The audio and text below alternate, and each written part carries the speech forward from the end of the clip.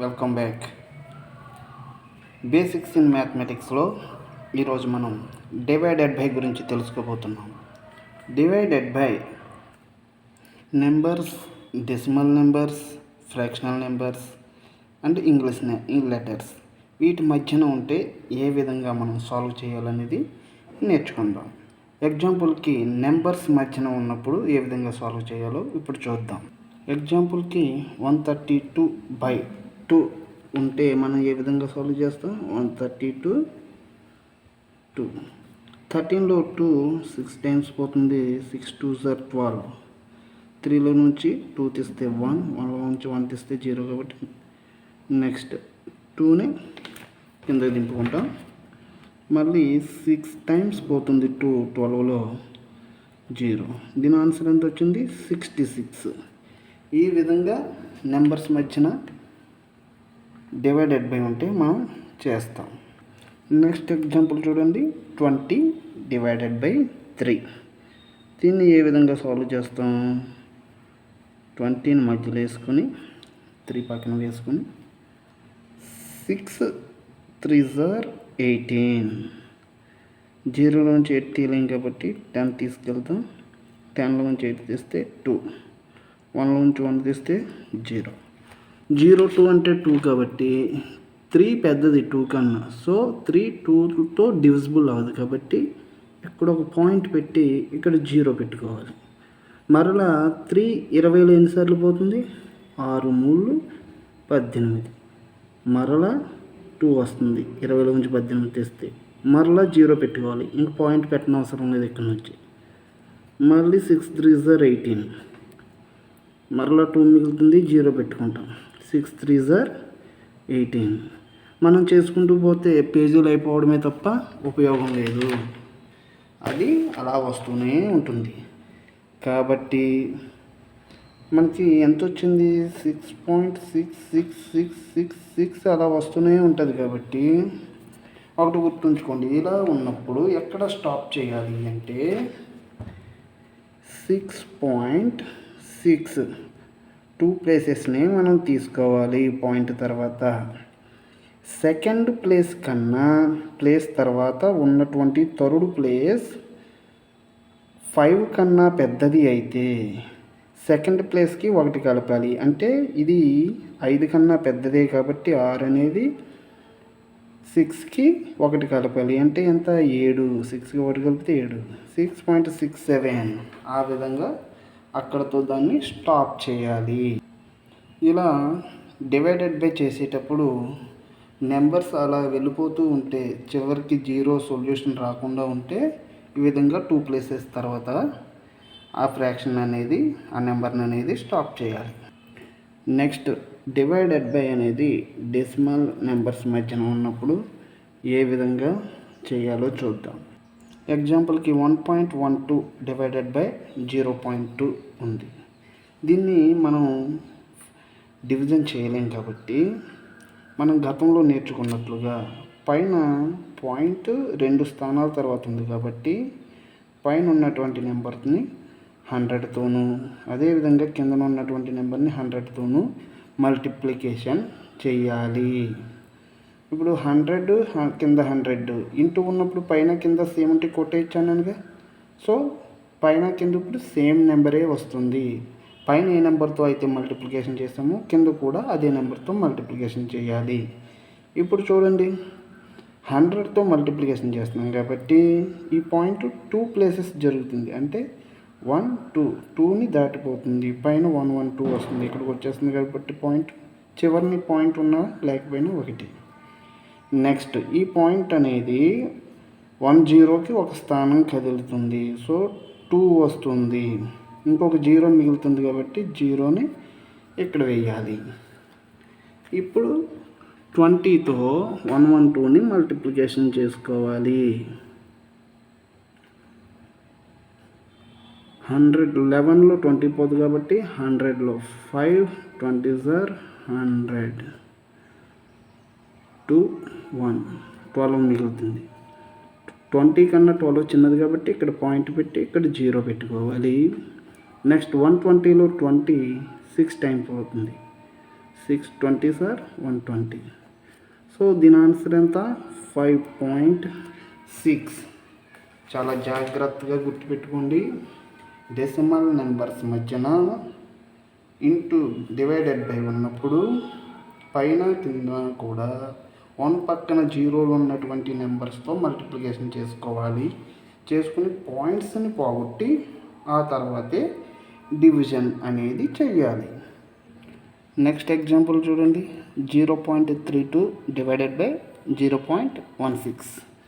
పైన పాయింట్ తర్వాత 2 ప్లేసెస్ ఉన్నాయి, కింద పాయింట్ తర్వాత 2 ప్లేసెస్ ఉన్నాయి. కాబట్టి పైన 100తోను కింద కూడా 100తో గుణించాలి. ఎందుకంటే ఈ పాయింట్ 2 ప్లేసెస్ రైట్ సైడ్కి మూవ్ అవుతుంది కాబట్టి 100తో మల్టిప్లికేషన్ చేసినప్పుడు పాయింట్ పోతుంది. సో పైన 32 వస్తుంది.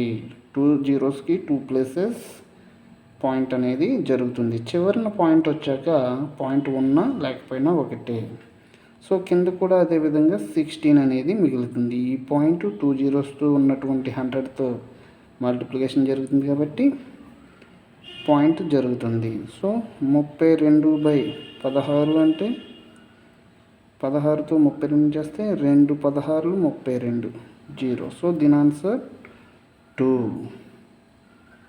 నెక్స్ట్ అదేవిధంగా గుర్తుంచుకోండి.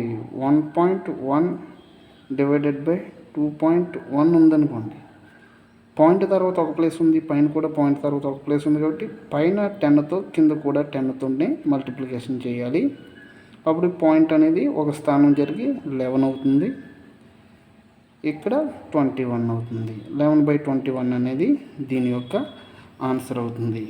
ఆ విధంగా డెసిమల్ నెంబర్స్ మధ్యన డివైడెడ్ బై ఉన్నప్పుడు మనం సాల్వ్ చేయవచ్చు.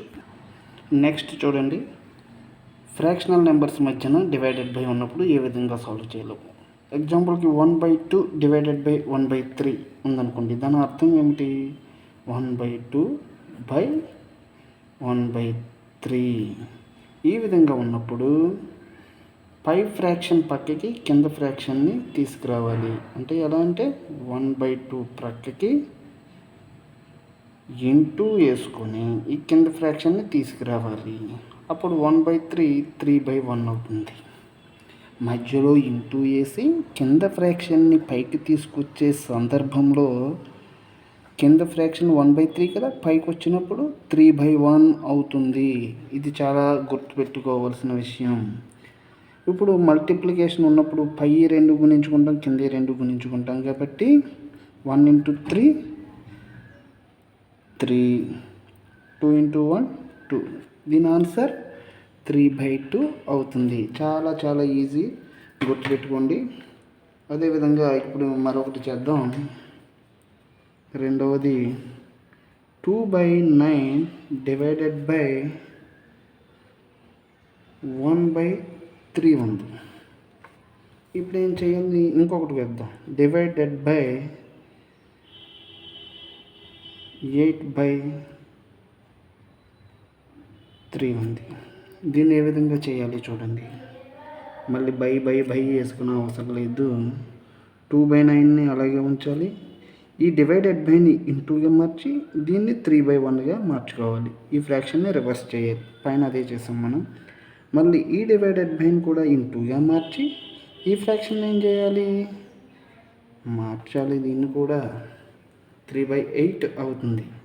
ఇప్పుడు చూడండి, మధ్యలో ఇంటూ ఉండి పైన కింద నెంబర్స్ ఉన్నప్పుడు ఏం చేస్తాం గతంలో? ఈ 3లో క్యాన్సిల్ అవుతుంది. ఎన్నిసార్లు? 3 టైమ్స్. అదే ప్లస్లు ఉంటే మధ్యలో చేయలేం. ప్లస్ ఉన్న మైనస్ ఉన్న ఇంటూలు ఉన్న సందర్భంలో మాత్రమే చేయగలం. మళ్ళీ ఈ 3 పైన కింద సమానంగా ఉన్నాయి కాబట్టి క్యాన్సిల్ అవుతాయి. నెక్స్ట్ ఈ 8లో 2 టైమ్స్ పోతుంది. సో పైన అన్నీ క్యాన్సిల్ అవ్వాయి, ఏమీ లేవు. అంటే 1 ఉన్నట్టు. 1 × 1 అంటే 1. నెక్స్ట్ కిందన ఏమున్నాయి? ఇవేమీ లేవు. ఇక్కడ 1 ఉంది, ఇక్కడ 2 ఉంది. 1 × 2 అంటే 2. 1/2 దీనికి పూర్తి ఆన్సర్ అవుతుంది. ఈ విధంగా ఫ్రాక్షన్స్ మధ్యన డివైడెడ్ బై ఉన్నప్పుడు ఈ విధంగా సాల్వ్ చేయాలి. నెక్స్ట్ లెటర్స్ మధ్యన ఈ డివైడెడ్ బై ఉన్నట్లయితే ఏ విధంగా సాల్వ్ చేస్తామో చూడండి. ఏ డివైడెడ్ బై బి అంటే దాని అర్థం ఏమిటంటే ఏ బై బి. పైన కింద same number same English letter ఉన్నప్పుడు మాత్రమే వాటిని సాల్వ్ చేయగలం, లేదంటే ఏ బై బి రూపంలోనే ఉంచేయాలి. Next A divided by B divided by C అని ఉందనుకోండి, దాన్ని ఏమి చేయలేము మనం. ఏ డివైడెడ్ బై బి అంటే బి డివైడెడ్ బై సి. ఇలా 3 ఉన్నప్పుడు ఈ కిందన ఏమీ లేకపోతే 1 ఉన్నట్టు కిందన ఉన్నటువంటి రెండింటిని గుణించుకోవాలి. అది ఏ బై బీసీగా మారుతుంది. ఎందుకు అలా మారుతుంది అంటే మనం గతంలో చెప్పుకున్నట్లుగా ఏ బై బి అనేది ఒక ఫ్రాక్షన్, సి సింగిల్గా ఉంది కాబట్టి ఏమీ లేకపోతే 1 ఉన్నట్టు.